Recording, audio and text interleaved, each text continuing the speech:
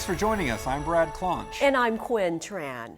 Coming home, sharing our stories. That's the theme of the Chickasaw Nation's annual meeting and festival. The week-long event is about to get underway, set for September 28th through October 5th. The state of the Chickasaw Nation is strong and thriving. On Saturday, October 5th, Governor Bill Anoatubby will deliver the State of the Nation address at Fletcher Auditorium on the campus of Murray State College. Those who are unable to attend may watch the streaming video of the governor's State of the Nation address. Just go to www.chickasaw.net/annual meeting or listen in the Ada area on KCNP 89.5 FM. Also in Tishomingo, Oklahoma, a parade will be held. Expect scores of people there for the festivities.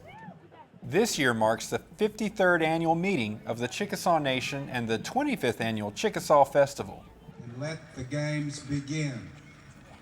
Several activities are planned for the week-long celebration. There are sporting events that include the Senior Olympics and Junior Olympics. In Cullahoma, Oklahoma, people enjoy watching the traditional cornstalk shoot every year. Participants will show their skills and share the craftsmanship behind their handmade bows. And lace up your tennis shoes for the annual meeting and festival 5K Run and Walk. Families have been training for this event, a free event that promotes fitness, wellness, and good health.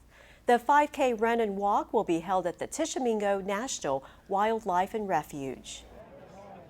Artists, authors, and musicians get to share Native culture and heritage through their work during the festival. The Southeastern Art Show and Market is set up every year near the Chickasaw Historic Capitol Building. Native artists get to showcase their creativity. And some of the Chickasaw artists will be honored during the annual Chickasaw Nation Arts and Culture Awards. At the beautiful Chickasaw Cultural Center, families will gather for cultural evening on Thursday, October 3rd at 4 o'clock, followed by the Arts and Culture Awards, set for 6:30 p.m. The Chickasaw Princess pageant is held in Ada, Oklahoma during the annual meeting and festival week. Young ladies share their poise and talents as they vie for Miss Chickasaw, Junior Miss Chickasaw, and Little Miss Chickasaw. The Princess pageant is more than just a competition. On the pageant stage, the young ladies display Chickasaw culture through regalia, language, and in some of their talents. For Autumn Underwood, her past year as Miss Chickasaw has created an even deeper bond with her tribe. At the Chickasaw Cultural Center, families experience a connection with the Chickasaw people, their heritage and history. It means a lot to me because it shows how far we've come together as a nation. Every time she visits the Chickasaw Cultural Center, Autumn Underwood learns something new about her tribe. The pride you feel as a Native American for your ancestors, all their accomplishments and all the things that they have done, and mostly how all of them have paved the way for you. And you look back in history and you think, wow, they did all this. And it gives you that feeling, if they can do this, then I'm pretty sure I can do a bunch of things too. Autumn has a list of goals: attend college, pursue a nursing career, and serve others. Since she was a young girl, she has aspired to be Miss Chickasaw. The once shy teenager made that dream come true. When they called my name, it was like, what?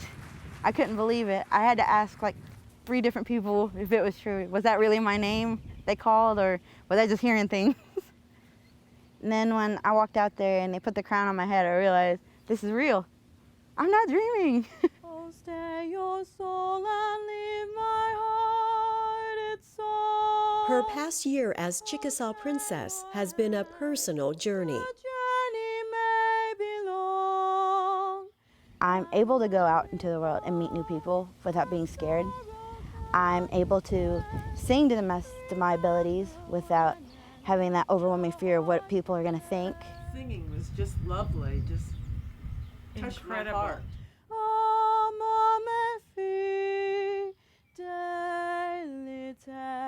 It feels like I can go out and do anything Like, nothing is outside of possibilities.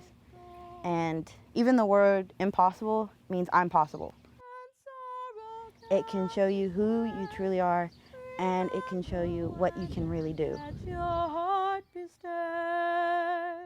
It's been wonderful to see Autumn and the other princesses grow over the past year, a special time for them. And it's a special time for the Chickasaw Nation during annual meeting and festival week. Activities are planned in Tishomingo, Ada, Emmett, Colahoma, and Sulphur. For the latest schedule of events and locations, visit chickasaw.net/annual meeting. The Chickasaw Nation will host a disaster relief drive to benefit people impacted by the May 2013 tornadoes. New coats, toys, bed linens, and towels may be dropped off at any Chickasaw Nation area office from Monday, September 30th through Friday, October 4th during business hours.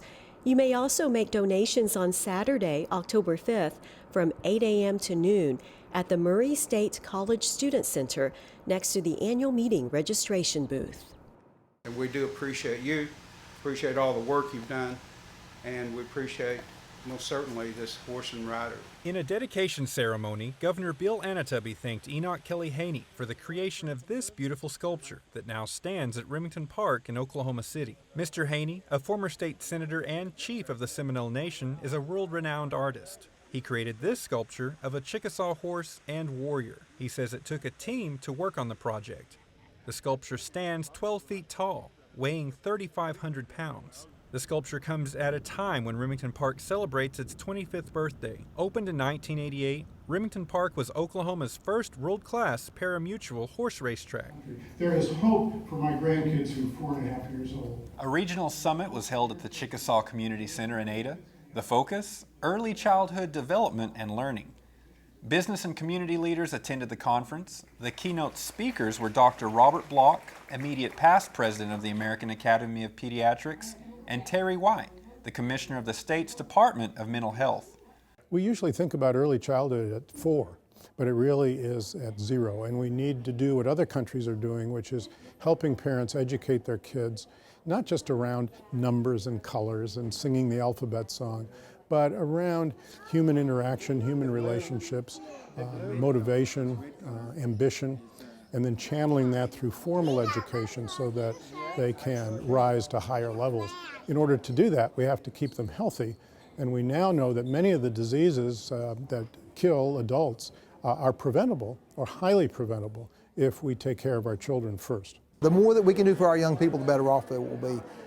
It's a foundation, and we're building a foundation. The tribe firmly believes, particularly Governor Anoatubby, believes that our youth is extremely important because they're our future leaders. The summit also had an engaging panel that included state and local leaders and those working with youth and families. The summit is the third of 4 regional summits held across the state, sponsored in part by the Oklahoma Department of Commerce and the OK CEO network of business leaders. The Chickasaw Nation's Child Development Center is one of the top early learning programs in the state. Programs are offered for not just infants and toddlers. School-age children have a safe and nurturing environment after school and during the summer. This natural playground was built last year. Trees, logs, rocks, and other natural elements create fun spaces for children to climb, crawl, and play. Here, there are structures that aren't so much assembled that tell you what to do with it, but you have to use that imagination to use it. The beautiful, spacious playground allows for outdoor classroom activities. The playground also features a basketball court that's popular with the young athletes.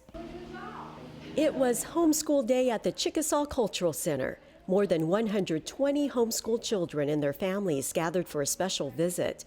Cultural demonstrators gave the children a tour of the traditional village and shared with them the history and heritage of the Chickasaw people. There were plenty of hands-on activities using native wooden tools and instruments. Families visiting for the first time say the kids enjoyed seeing people in Chickasaw regalia and the stomp dance. And I think it was the shakers, and they were so curious about the drum beat and the shakers, but they can find those girls everywhere. So I think the stomp fascinated them. Since opening in 2010, thousands of students from hundreds of Oklahoma schools have visited the Chickasaw Cultural Center. Recently, Metro Family Magazine readers named the Cultural Center a top 10 educational destination, offering top-notch learning opportunities. More than 200,000 visitors from across the world have now visited the Cultural Center. And this was Youth Day at the Brick. Little ones and their families spent a fun evening at the Chickasaw Bricktown Ballpark in Oklahoma City. Fans got to watch the Red Hawks play baseball, beating the Albuquerque Isotopes 3-2. The Chickasaw Bricktown Ballpark, home of the Oklahoma City Red Hawks, has been recognized as one of the top 10 minor league ballparks in the nation. USA Today had a panel of experts and editors select nominees based on a variety of things, including ballpark amenities, architecture, and homage to major league fields or legendary players. They are a contemporary Native American duo based in Ada, Oklahoma, a pair that has spread their music to an audience now thousands of miles away. We're talking about Injunuity. My friends Brad Clonch here and Jeff Carpenter are part of that dynamic duo, and they recently traveled to Europe. What a fun trip. It was. We were invited to Switzerland to perform at a music festival called Apache Moon, a festival that takes place every 2 years. We had an incredible time in Simeone, Switzerland, and it's in the southern part of the country. Just a beautiful place, wonderful people, excellent food. To hear more about our story, here's Chickasaw musician Jeff Carpenter and David Bootsy, the organizer of Apache Moon.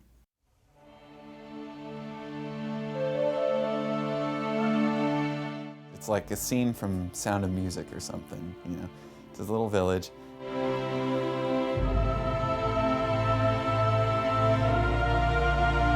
Just green mountains surrounded, and then some of the peaks have white snow on top, and then we were fortunate enough to go to a local area where they had dammed off a lake set in the mountains, and it was just unreal beautiful.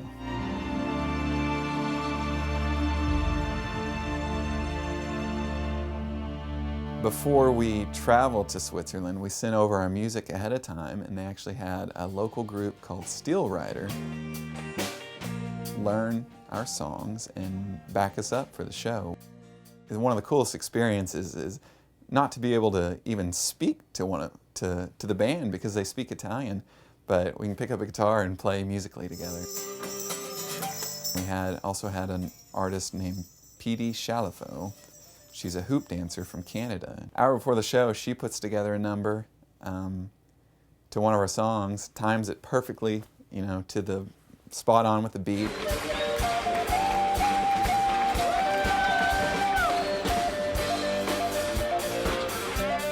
The concert itself was amazing.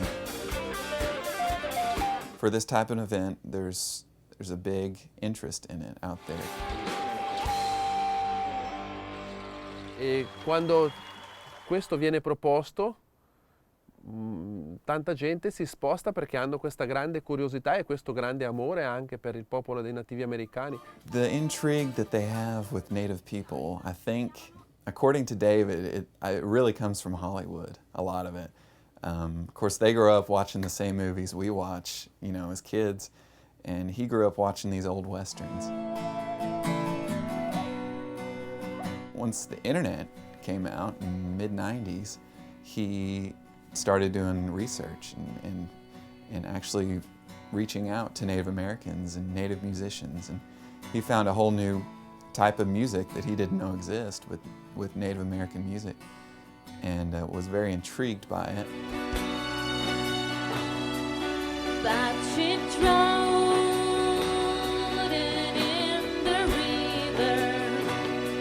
During the week, we felt like, because of their hospitality, we felt like, man, we really need to gift them something. And all we had was our instruments. So Brad was able to leave one of his flutes that he performed that night at the concert. He was able to present it to David as a thank you for all their appreciation and support. You could tell it really meant a lot to him. He broke down in tears because of the gift. So it was amazing.